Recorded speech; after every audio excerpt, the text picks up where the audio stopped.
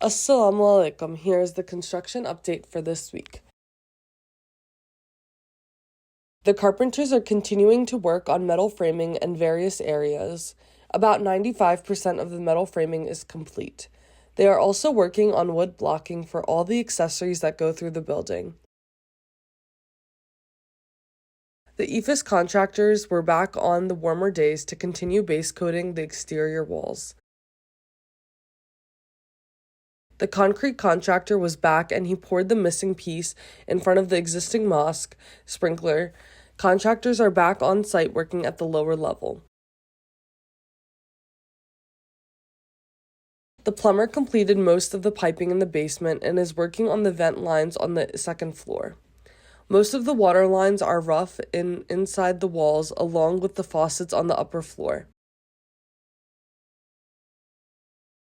The electricians finished setting the remainder of the exterior site lights.